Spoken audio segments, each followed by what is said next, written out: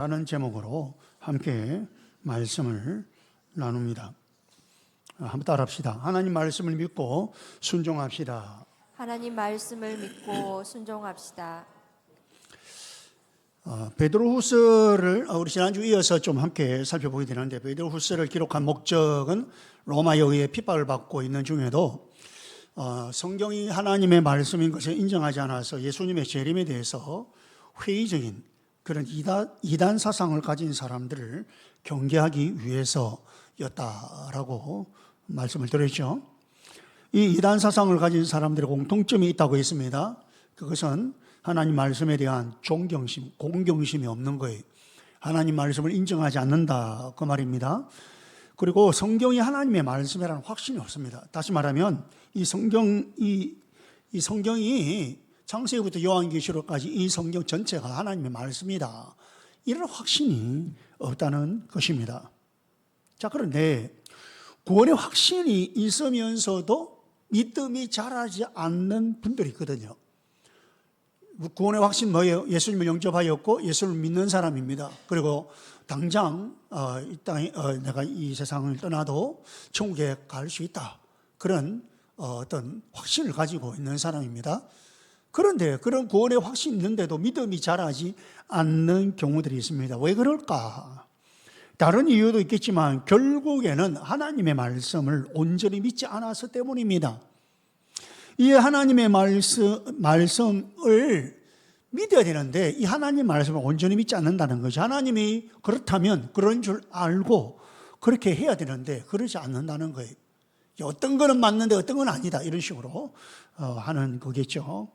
그리고 우리가 정말로 믿는다면, 하나님의 말씀을 내가 그렇게 믿는다면 거기에는 삶이 따릅니다.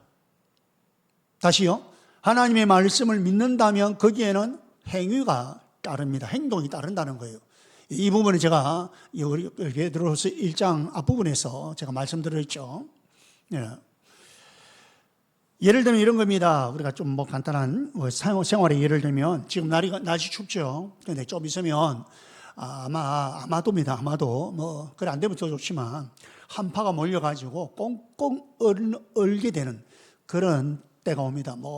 마이너스 5도, 7도, 심지어는 10도까지 내려가고 밤에는 그렇게 내려가는 그럴 때가 있을 수 있습니다.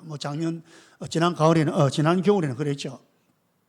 그래서 일기예보에도 방송에도 막 그렇게 알리고 하는 게, 우리가 상식적으로 알고 있는 게 뭐예요? 제일 염려되는 게 수도관입니다. 수도관이 얼어붙으면 물이 안 나오게 되고, 그러면 그게 하루 이틀, 2, 3일 이렇게 가야 또 되고, 얼마나 참 힘든지 모릅니다. 그래서 이 수도관이 얼거나 터지지 않도록 조심하라고 그렇게 일기예보에도 방송에도 하죠. 그러면 사람들이 보온재를 감기도 하고, 이제 수도관이 이제 외부에 노출되어 있는 경우에는 뻔하거든요. 그래서 밤새 이게 어떻게 하냐면 수도의 수돗물을 약간 틀어서 쫄쫄쫄쫄 어쩔 수 없이 그렇게 좀 흐르게 하면 물이 어는 것을 방지하거든요.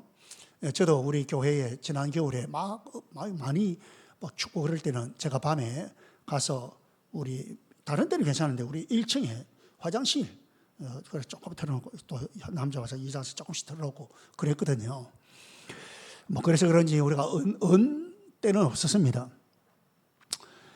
그럼 왜 그러느냐? 왜 이렇게 행동합니까? 일기예보를 믿으니까 그래요.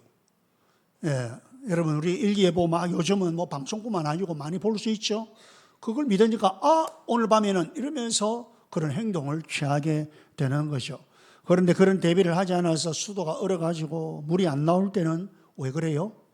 안 믿어서 그래요. 일기예보하는 걸 안 믿고, 안 믿든지 아니면 게으르든지. 믿긴 하는데 내가 게을러서 그렇게 대비를 안 했던 경우죠.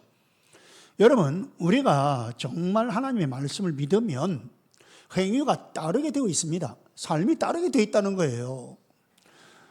만약에 이렇게 행위가 안 따른다, 이건 안 믿는다는 말이고, 아니면 믿는데 영적으로 게으르다는 말이겠죠. 열심을 품지 않는다, 이 말이겠죠.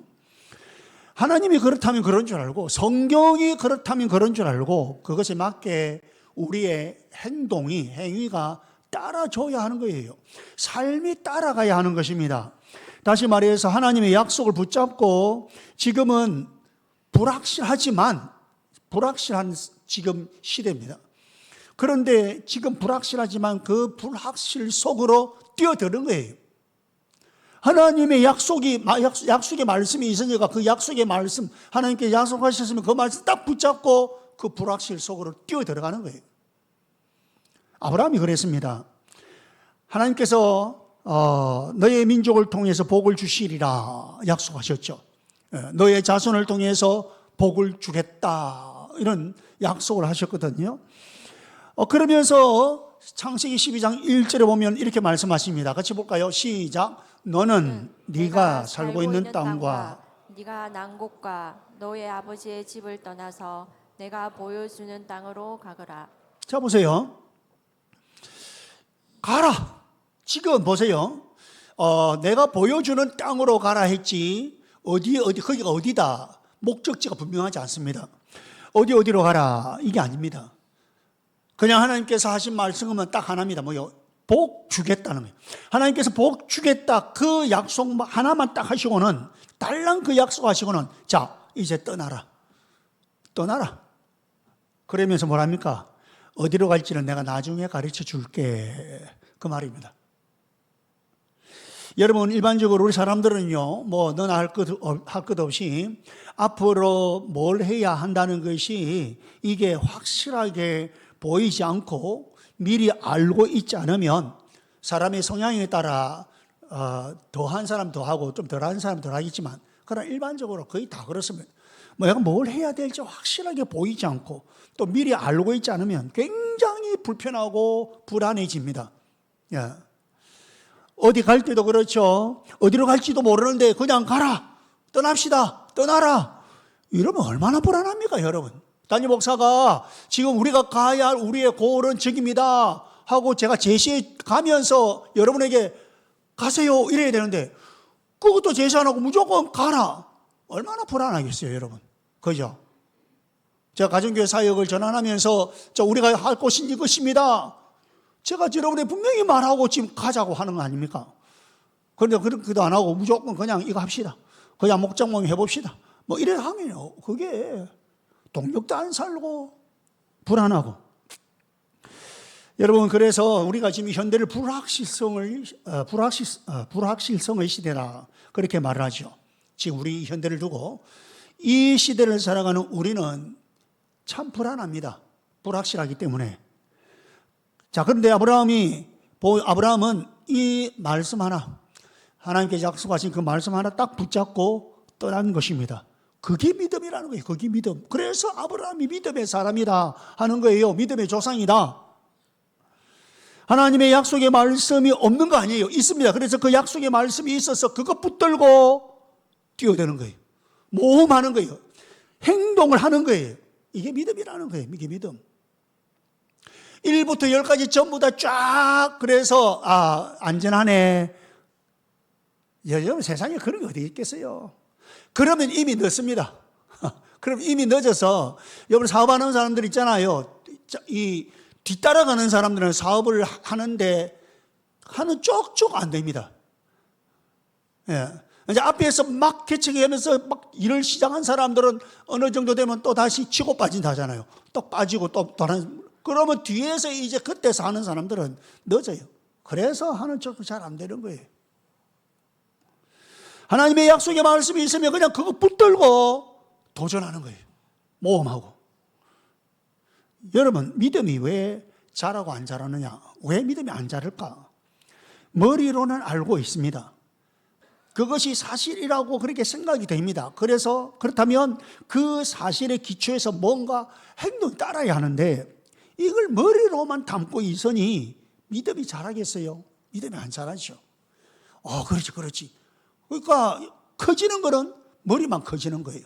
믿음이 커져야 되는데 믿음이라는 것이 여러분 공부를 해서 커지는 것, 물론 성경 공부 필요합니다. 그게 베이스가 됩니다. 그러나 성경 공부만 해서 믿음 커지는 거 아닙니다. 여러분 우리는 상공부죠. 상공부는 세 축의 하나입니다. 세 축의 하나지 상공부만은 아닙니다. 예배, 어제 우리 연합예배, 삼공부, 그 다음 뭐요? 목장이죠. 현장이 목장 아닙니까? 목장이 현장입니다. 여러분, 현장이 있어야 돼요. 행위가 따르고 삶이 따르는 현장. 믿음은 하나님과의 관계를 이야기합니다. 하나님과의 관계에서 믿음을 이야기하는데, 그래서 하나님에 대한 신뢰. 제가 믿음을 두 가지로 구분한 데 있죠. 하나는 구원받는 믿음, 구원의 믿음, 예수님 영접하는 이런 거, 구원의 믿음. 하나는 신뢰의 믿음이라 했죠. 하나님에 대한 신뢰, 이게 믿음이라는 거죠. 그래서 삶 가운데에서, 우리의 살아가는 삶, 생활 가운데에서 하나님의 능력을 체험해야 이 믿음이 자라는 거예요. 하나님의 일하심이 체험되어야 돼요. 하나님께서 역사하심이 체험되면 믿음은 자랍니다, 여러분. 오늘 우리 목령도 간증했지만, 이렇게 뭔가 이게 체험이 될 때, 그때 믿음이 또 자라는 거예요. 체험이 안 되면요, 믿음은 안 자랍니다. 다시 말해서 하나님의 약속을 붙잡고 의지했더니 되지 않는 일이 되기도 하고요. 또 이루어지지 않는 일이 이루어지기도 하고요. 열릴 것 같지 않는 문이 열리기도 하는 이런 것을 체험하고 경험하면서 하나님을 신뢰하는 믿음이 자라는 거예요. 그래서 경험하면서 믿음이 또 자라고. 다시 강조합니다. 믿음은 하나님에 대한 신뢰입니다. 뭐 그렇다고 무모하게 믿어라 그 말은 아닙니다. 무모한 것 이야기하는 거 아닙니다. 그러나 하나님에 대한 신뢰가 있다면 불확실하지만 이 말씀 붙들고 그 속으로 뛰어드는 도전, 모험을 해라 그 말이에요. 그래서 이런 믿음 생활이 재밌고 신나는 거예요. 그냥 안전하게만 한다는 것은요, 진짜 보면요, 정말 신나지도 않고 재미도 없어요. 그냥 고만. 이제 믿음 생활이 신나고 재밌는, 맨날 똑같은 삶, 다람쥐 쳇바퀴 돌려서 흘러가는 이런 삶에서 우리에게 무슨 일이 생길지도 모릅니다. 그런데 그렇다고 해서 뭐 무슨 일이 안 생깁니까? 근데 무슨 일이 생길지도 모릅니다. 자, 그런데 그런 중에 하나님의 말씀을 붙잡고 살아가는 것이야말로 신나는 일이 된다는 거예요. 하나님 말씀 붙잡고 그 말씀 붙잡고 불확실하지만 거기에 도전하고 모험하고 그렇게 내 행동이 따르고 행위가 따르고 그게 신나는 그런 삶이 되는 것입니다. 여러분, 이렇게 우리가 하나님을 체험하기 위해서는 행동, 삶이, 행위가 있어야 합니다. 우리 주변에서 믿음이 좋은 사람들 있죠. 믿음이 좋은 사람들이라고 하는 그런 사람들을 가만히 보면 이런 사람들입니다. 이런 사람들은 마태복음 6장 33절 같은 이런 말씀을 붙들고 삽니다. 같이 읽어볼까요? 시작. 너희는 먼저 하나님의 나라와 하나님의 의를 구하여라. 그리하면 이 모든 것을 너희에게 더하여 주실 것이다. 아멘. 하나님의 나라와 하나님의 의를 먼저 구하면 이 모든 것 하나님께서 더하여 주실 것이다. 나머지 하나님 책임지신다. 이 말씀 붙들고 사는 거예요. 우리 교회 목자 목녀님들요. 처음 우리 목자 목녀님으로 우리 가족이 전환하면서 이제 이분들이 헌신하고 그렇게 이제 임명을 받고 이제 또 선서도 하고 그랬죠. 여러분, 그때 우리 이분들이 하나님 앞에서 이런 걸 감당할 수 있는 상황이나 여건, 환경, 아무도 그런 환경을 생각하면 그것 안 됩니다. 환경만 생각하면 이번은 이래서 저번 저래서 다 하지 못할 이유들이 다 있었습니다. 그런데 가만히 보니까 우리 사실 지금 목자 목녀님들이 대개가 우리 장로님들, 장례집사님들, 권사님들 아닙니까? 그죠? 나 한번 보니까 내가 중직자인데 아이고 내가 안 하면 되겠나 이런 마음도 생기고 그럼 뭐 내 아니고는 누가 할까 보니까 아이고 또 없는 것 같고 이런 마음이 이제 생기기도 하죠. 그죠? 그렇기도 하고 또 하나님께서 나에게 그런 중에 하나님께 나에게 주시는 어떤 음성이 있는 것 같기도 하고 그래서 행동으로 순종을 한 거예요. 그냥 나중에는 어떻게 될지 모르겠다. 일단 순종하자. 행동으로 순종을 했어요. 그러고 나니까 감당할 수 있는 환경을 하나님께서 조금씩 열어주시는 거예요. 물론 다 그런 거 모두가 다 그렇다 또 모든 것이 다 그렇다 그건 아닙니다. 그러나 분명한 것은 놀라울 정도로 이런 일이 빈번하게 생기더라는 거예요. 하나님께서 또 이런 환경도 또 열어주시고, 환경적으로 뭐 진짜 목자, 목녀 사이가 감당하기 힘든 그런 경우가 있잖아요. 그건 생깁니다. 도저히 우리 집에서 지금 초창기에 목자, 목녀 집에서 해야 되는데, 그래 할 상황이 안 되는데, 목원들이, 우리 집에서 하겠습니다. 우리 집에서 하겠습니다. 그렇게 목원들이 힘을 들어주고 하니까 또 되는 거예요.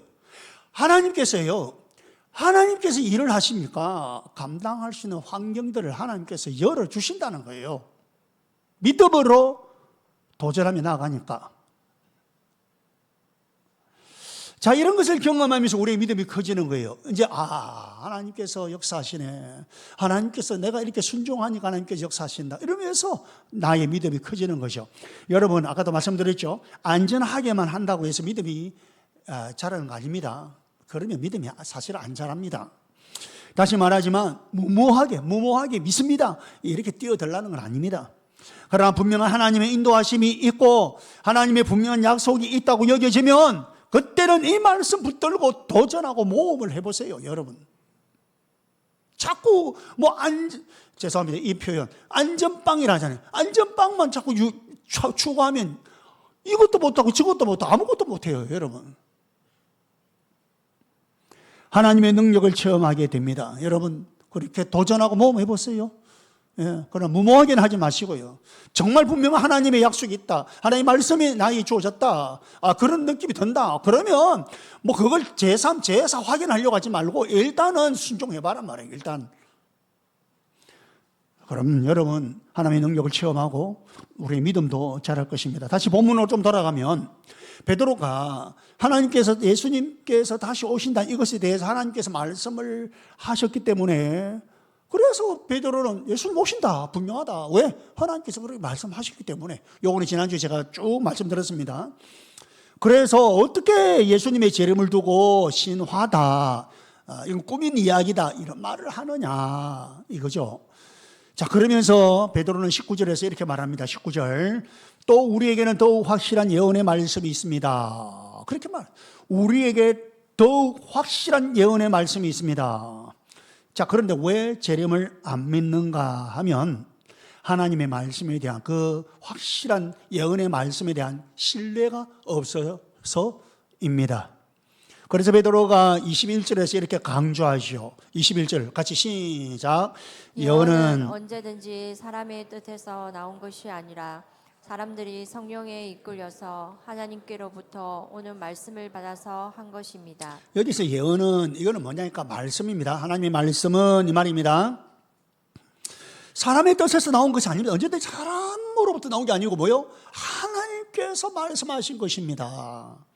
여러분, 성경이 하나님의 말씀이라는 것을 받아들이지 않으니까 결과적으로 사람들은 예수님의 재림 같은 것을 허구다, 신화다 이렇게 말하는 거예요. 성경을 하나님의 말씀으로 받아들이지 않으니까 그런 거예요. 왜 그런지 아십니까? 왜 그들이 왜 그런지 아세요? 왜 성경을 이렇게 받아들이지 못하고? 과학 있죠, 과학. 지금 현대 과학이 얼마나 발달해 있습니까? 그죠? 과학으로 어쩌면 못하는 것이 없다 할 정도 아닙니까? 그러니까 이런 과학이 발달되어 있는 건 맞는데, 누가 놀라울 정도로, 그런데 과학을 너무 신봉하는 거예요. 과학이 다 된다. 과학이면 다 맞다. 과학이면 된다. 이런 식으로 너무 신봉을 하는 거예요. 과학이라는 것이 우리 인간이 보기에 그렇게 대단하게 보여도 여러분, 하나님의 창조 세계에서는 아주 작은 부분에 불과합니다. 아무리 그래 해서도 하나님의 그 창조 세계에서는 작은 부분에 불과합니다. 그런 과학을 너무 신봉을 해가지고 기적이라는 것을 믿지 못한다는 거예요. 그 기적을 안 믿는 거예요. 과학을 너무 신봉하니까 기적을 안 믿는 거죠. 그러다 보니까 여러분, 성경에서 그리고 우리의 신앙에서 초자연적인 역사를 빼버리고 나면, 이 성경에서 초자연적인 역사를 빼버리고 나면 뭐 남습니까?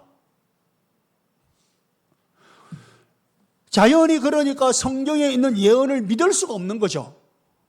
뿐만 아니라 그 예언이 성취되는 것은 더 믿을 수 없게 되는 거죠. 자, 그런데 이런 사람들이 나름대로 고민이 있습니다. 지금 제가 이야기하는 완전 비신자를 말하는 거 아닙니다. 비신자는 뭐 또 말할 거 없지만, 아니, 지금 기신자라고 하는데도, 기독교인이라고 하는데도 이런 사람들이 있단 말이죠. 그런 평신도뿐만 아니고 심지어는 신학자들도 그런 사람이 있단 말이에요.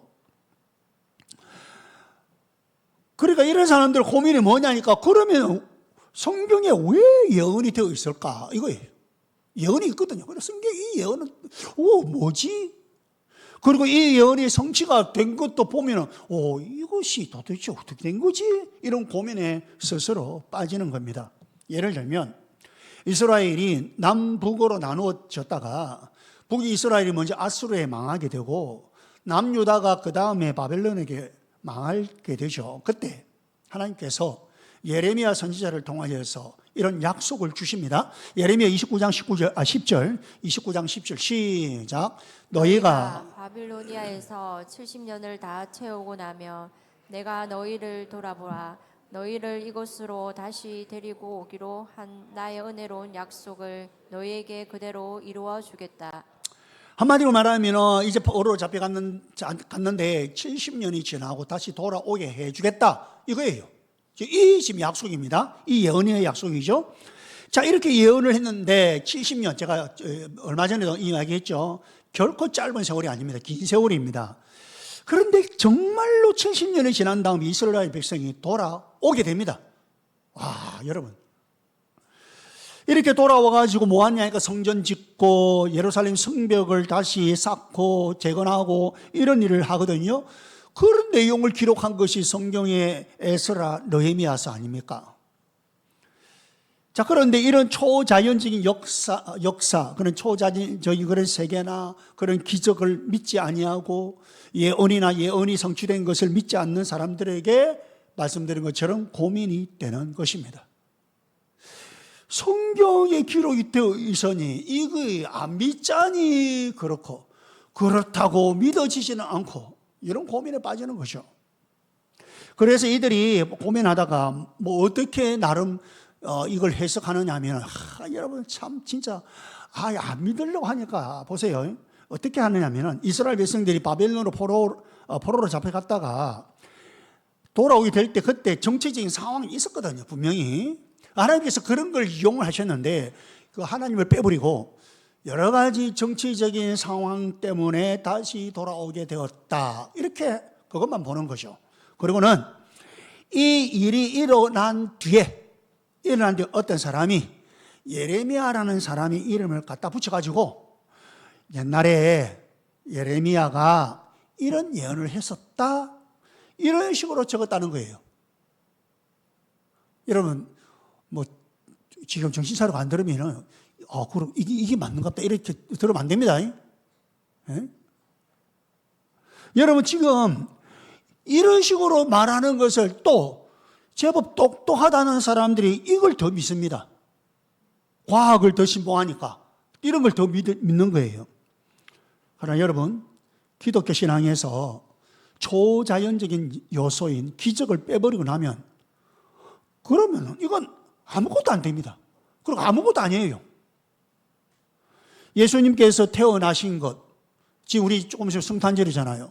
예수님께서 태어나신 것, 기적 아닙니까? 동정녀의 몸에서. 기적이잖아요, 여러분. 예수님께 십자가에서 죽으시고 부활하신 것, 다 기적입니다, 여러분. 여러분, 과학으로 측정되는 이 세계는 아주 극히 작은 세계입니다. 이것보다 더 큰 세계가 있습니다. 아까 제가 말씀한 하나님의 창조 세계를 했죠. 더 큰 세계가 있는데 하나님께서는 그 세계의 법칙에 의해서 움직이시는 거예요. 지금 이 세계의 법칙에 의해서 하나님 움직이시는 거 아닙니다. 하나님의 창조 세계의 법칙에 의해서 하나님께서는 움직이시는 거예요. 그러므로 우리는 하나님의 말씀을 하나님의 말씀으로 받아들여야 됩니다. 여러분, 이 성경은 하나님의 말씀이다. 이렇게 받아들여야 되는 거예요. 자, 그런데 성경을 읽을 때에 문제는 아직 예수님을 영접하지 않거나 안 믿거나 아직 예수님 안 믿고 안 믿어지는 사람들이 있어요. 여기 우리 VIP들 위시에서 아직까지 그런 분들이 있을 수 있습니다. 여러분들은 아직 하나님의 존재 자체도 안 믿어지는데 무슨 성경을 하나님의 말씀으로 받아들여야 된다고 강요하듯이 그들에게 말하는 것은 무리입니다. 무리. 그래서 제가 그런 분들에게는 이런 말씀을 드립니다. 잘 들어보세요. 성경은 일단 누군가가 기록하긴 했을 거 아닙니까? 이게 뭐 하늘에서 뚝딱 떨어진 거 아니잖아요. 누군가가 이것을 기록했을 거 아닙니까? 그렇죠? 그러면 누가 기록을 했느냐?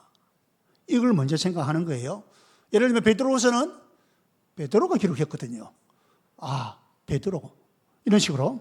그 다음에 이것을 쓴 사람이 베드로 후서 같으면 베드로가 도대체 무슨 말을 하려고 하는지, 오늘 이 성경 이 베드로 후서에서 무슨 말을 했느냐, 무슨 말을 하려고 하느냐, 이걸 생각하면서 그걸 살피면서 읽어보면 도움이 됩니다. 무작정 잊지 말고 그런 걸 생각하면서 읽어보면 도움이 됩니다. 그러다가 언젠가는 하나님이 정말 계시고 예수님이 하나님의 아들이시고 그분께서 나를 위해 돌아가셨다는 것을 믿게 되어서 예수님을 영접하게 될 때가 있어요. 또 그렇게 예수님을 영접하게 되면 그 다음부터는 성경의 모든 말씀을 하나님의 말씀으로 받아들여야 됩니다.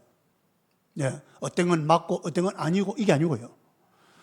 21절 다시 봅니다. 21절 시작. 예언은 언제든지 사람의 뜻에서 나온 것이 아니라 사람들이 성령에 이끌려서 하나님께로부터 오는 말씀을 받아서 한 것입니다. 예, 하나님 말씀은 다 하나님께서 주신 말씀이다 그 말이에요. 무슨 말입니까? 기록하기는 사람이 적었지만, 사람이 적었어요. 그 뒤에는 하나님이 계신다는 거예요. 예, 성령이 감동하여서, 성령께서 감동하여 성령이 이끌려서 이랬죠. 그래서 이것은 하나님의 말씀이라는 거예요. 알겠죠? 이런 거는 우리가 이제 상공부할 때도 제가 이야기하고 또 그 외에도 우리 기신자들, 이미 우리 성도님들은 다 이런 이야기 아실 거예요. 성경의 원저자, 기록저자, 성경은 성령의 감동에 의해서 기록되었다. 이런 거 다 이제 들었죠? 예. 자, 그리고는 이걸 하나님의 말씀으로 받아들여야 한다는 거죠. 그래서 20절에서는 이렇게 말합니다. 20절. 자, 20절 같이 시작. 여러분이 무엇보다도 먼저 알아야 할 것은 이것입니다. 아무도 성경의 모든 예언을 제멋대로 해석해서는 안 됩니다. 자, 보세요. 하나님의 말씀으로 받아들이고 난 다음에는, 그 다음에는 자꾸만 내가 이해되는 부분은 받아들이고, 내가 동의되는 부분은 받아들이고, 동의가 안 되면 거부하고, 자기에게 필요한 것만 골라서 받아들이고 믿고, 여러분 이러면은 자기가 가진 편견을 성경으로 정당화시키는 결과밖에 안 됩니다. 그 믿음이 아닙니다. 자기가 가지고 있는 편견이라는 게 있거든요, 우리 안에. 그걸 정당화시킨다는 거예요. 이 편견은, 이게 부정적인 거예요. 안 맞는 거예요. 그걸 정당화시켜요. 여러분, 이게 뭐냐면은, 자, 예를 들면, 공산주의를 성경으로 정당화시킬 수 있습니다. 초대 교회 모습. 모두가 다 가지고 있는 거 가져와서 다 팔고 가져와서 함께 나누었더라. 이게 여러분 공산주의의 출발입니다. 여러분 어쩌면 그들은 그것을 이용해서 공산주의의 그 이론을 만들었어요. 그러니까 성경을 가지고 공산주의를 정당화시키는 근거를 그것만 끌고 들어가지고 할 수 있단 말이에요. 독일이 나치 히틀러 나치 그 정부로 그래 있을 때에 독일의 그 당시에 독일은 기독교 국가거든요. 그 교회들이 이 히틀러를 지지한 거예요. 그래서 교회들이 성경을 가지고 지지한 거예요. 성경을 가지고. 그래 된다는 거예요. 여러분, 편견을 성경으로 정당화할 수 있다. 여러분, 거기에는 능력이 없습니다. 아니잖아요. 그죠? 그리고 실제적인 능력이 없습니다. 말씀의 능력. 성경의 모든 말씀을 제멋대로 해석해서는 안 됩니다. 자기 마음대로 해석해서는 안 됩니다. 최대한 말씀을 액면 그대로 받아들여야 됩니다. 잘 들으세요. 최대한 액면 그대로 받아들여야 됩니다. 액면 그대로라는 이걸 문자 그대로 이렇게 해석하면 안 됩니다. 여러분, 문자 그대로가 아닙니다. 액면 그대로. 그때 말씀의 능력을 체험할 수 있는 것입니다. 그래서 이게 성경을 보면서 문자 그대로 말고 앞뒤 이렇게 구분해 가면서 이렇게 좀 이해를 해 가면서 그래서 말씀이 이렇다면 그런 줄 알고 받아들이는 거예요. 제가 지금 설교를 베드로후서를 가지고 지금 하고 베드로전서를 쭉 했고 베드로후서를 쭉 하잖아요. 그런 측면에서 제가 지금 이렇게 하고 있는 거예요. 갑자기 여기 이 구절 했다가 갑자기 또 저 구절 했다가 이렇게 안 하고 이제는 제가 그랬어요. 근데 지금은 제가 이렇게 하고 있잖아요. 여러분, 그래서 하나님이 그렇게 말씀하셨으면 하나님이 그렇다면 그런 줄 알아야 돼요.